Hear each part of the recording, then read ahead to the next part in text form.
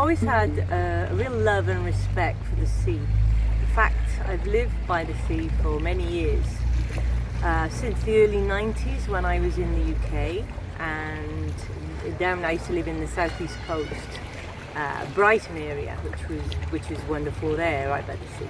I've been here since 2002, and it was then that I really started to absorb myself with the theme of the sea.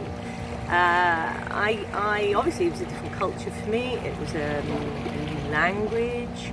It was everything, a new man at the time. So for me, it was all very different. I had a lot of things, big changes. And so for me, what I found was coming out into the sea was just, it gave me a feeling of safety and peace and tranquility.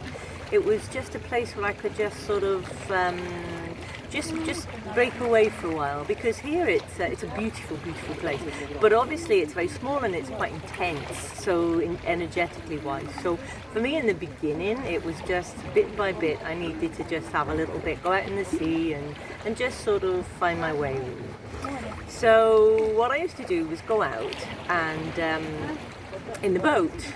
My partner at the time, he would go out fishing, so then I would go swimming.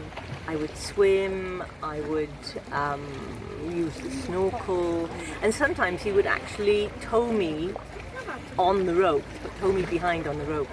And that was absolutely amazing, because I'd see, I'd go all the way along the coast just grabbing this rope, and it, sometimes it was really calm, sometimes tons and tons of bubbles would come up, so it became really quite exciting. And also in the mornings, what I would do is I would come down here to swim, so maybe sometimes 7, 8 o'clock in the morning, and it was fabulous because there was obviously no one around. There would be the sun coming in through the water, streaming through, and it was magical. I mean, it was just beautiful. And so with the fish and the silence and that sort of peace was just wonderful. And it became like a sort of meditation, if you like, because when I was swimming, all I could hear was the sound of my breath, and you're just being there with the fish, and just in total silence was very. It was important for me at that time to absorb all that.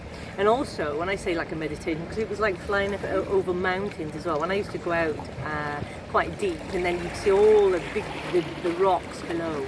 It was like I was just flying over these mountains. It was quite a lovely experience. So yeah, I've gone really, I suppose. In those early years, I used to do a lot of the natural soft, the fish, the movement, the calm, the blues of the water, the turquoise. I still love that. I still have that wonderful appreciation. But I think now I'm really inspired by the energy, the movement, and the bubbles, and the textures and everything.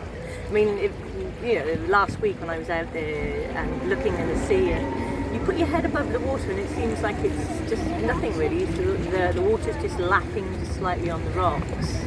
But when you put your head under that water, it's another world. I mean, fabulous, because what you've got is just the way the waves and the bubbles and the movement and the light coming in, and there's like the algae on the rocks, and there's golds and white and yellows and silver. It's beautiful.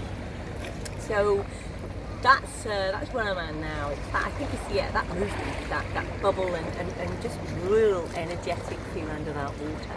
And also the textures. I mean, I touch it. I touch all the algae. I love to touch the rocks when I'm swimming, because it sort of connects me. I'm under there with it. I'm there with it, and I love that aliveness. And also since being in Italy, I mean, everything it's wonderful because it's texture everywhere. It's crumbly. It's old. So that is really come into my work now. I use sand and I use the gesso, and I've got to touch it. I use my fingers because I just want to have contact with it. To me, that's where my work is right now.